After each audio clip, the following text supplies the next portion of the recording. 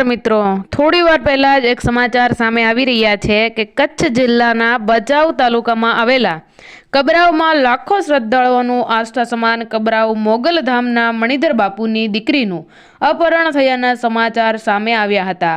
જોકે હવે મળતી માહિતી મુજબ મણિધર બાપુની દીકરી રાજલ ગઢવી અને કચ્છના બુકી ઓમ ડાભી બંનેએ ભાગીને લગ્ન કરી લીધા છે એવી માહિતી અત્યારે મળી રહી છે।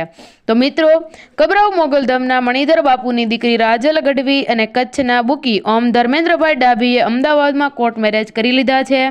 આ બંનેના લગ્ન સમયનો ફોટો અને મેરેજ સર્ટિફિકેટ સામે આવ્યા છે। મિત્રો, આ ઘટના 5 દિવસ પહેલા 25મી નવેમ્બરે ભુજનો બુકી યુવાન ઓમ ડાભી મણિધર બાપુની દીકરી રાજલ ગઢવીને બળજબરીપૂર્વક ઉઠાવી ગયાની ફરિયાદ ભચાઉ પોલીસ મથકમાં અપાઈ હતી।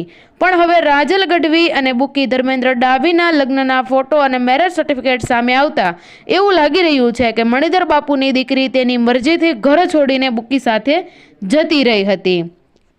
ભચાઉ પોલીસ મથકમાં દાખલ થયેલી ગુમનોંધને પગલે પોલીસે ટેકનિકલ સર્વેલન્સને આધારે રાજલ ગઢવી અને ઓમ ડાભી બંનેને 5મા દિવસે વલસાડ જિલ્લામાંથી ઝડપી લીધા છે।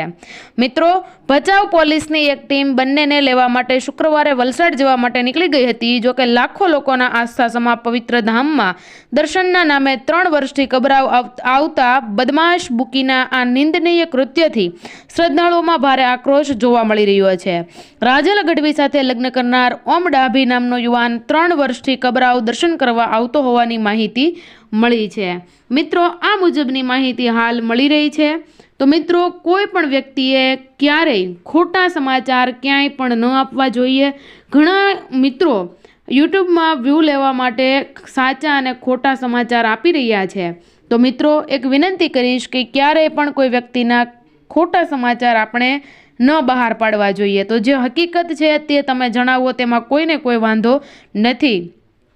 તો મિત્રો, આ વિડીયો તમને કેવો લાગ્યો અને આ વિડીયો વિશે તમારું શું કહેવું છે તે કમેન્ટ કરીને જરૂરથી જણાવજો। વિડીયો ગમ્યો હોય તો વિડીયોને લાઇક શેર કરી દેજો અને કમેન્ટ બોક્સમાં જય માં મોગલ જરૂરથી લખી દેજો। ફરી મળીશું એક નવા વિડીયો સાથે। ત્યાં સુધી સર્વે